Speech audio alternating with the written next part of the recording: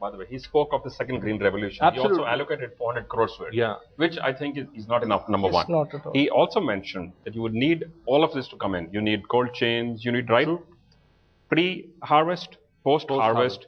Both of these are very significant areas where the private sector can play an active role. As the minister said, we are saying we are increasing our minimum support price to meet whatever the cost is. Can we not work on making the cost more effective? Can we not work on improving the yield on the same cost? I think that's going to be the key. All these issues also. Sunil, but that's why one thing we must acknowledge, you see, cutting across politics or whether we are in government today, the fact is that India requires huge investments in infrastructure. And infrastructure, I also include the farm infrastructure, the logistics, the entire cold chains, the entire storage facilities.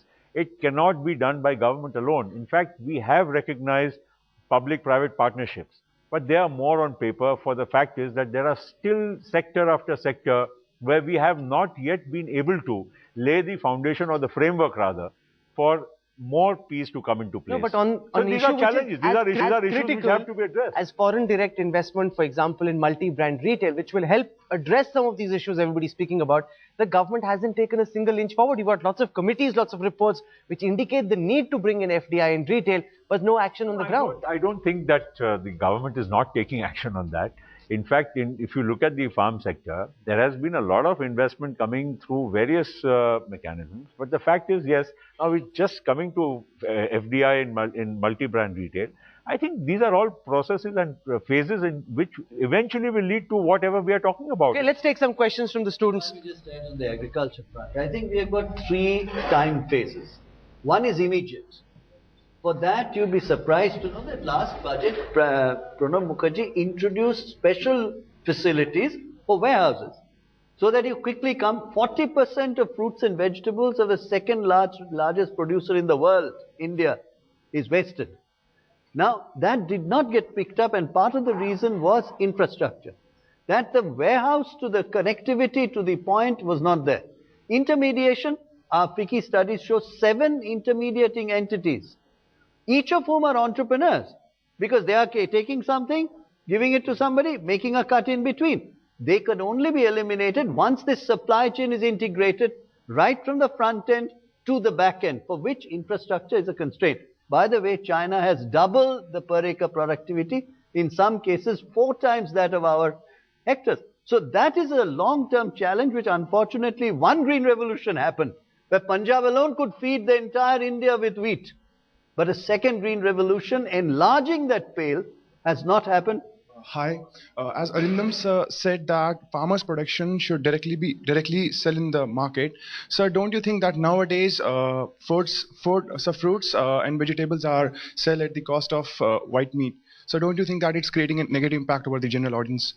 No, of course, I don't think anybody is ignoring this aspect. And the fact is that even while we talk of the farmer being able to sell his produce directly to the market, it's easier said than done, because again, what I was telling you earlier, if you have a farmer with an acre of land holding or 2 acres of land holding, how on earth is he going to be able to have the logistics and the support to be able to do that end of, and he's not wealthy enough to keep that holding. So he's got that money immediately.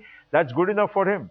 It's possible for him to just sell it to the local mandi because he can only carry that much in his little tractor or whatever bullock cart he's got. Let's now move from the issue of rising prices to the issue of black money. We've seen Pranab Mukherjee speak about the need maybe for having an amnesty scheme which will enable people with black money stashed abroad to bring it back into the country. Mr. Patel, is that something you'd agree with?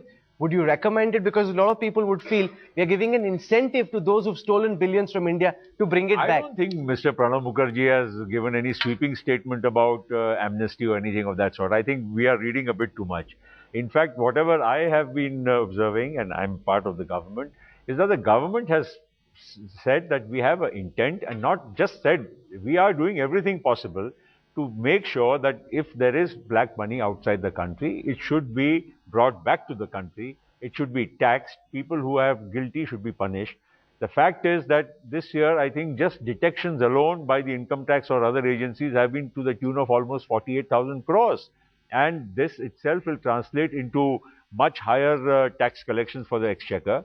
Also, this year, the tax collections per se, because of more searches, seizures, and more proactive steps taken by the government, have resulted in an additional 35,000 You crores haven't of spoken revenue. about whether there should be an amnesty No, scheme no, or not. Should there be a new amnesty See, scheme? there have been amnesty schemes in the past.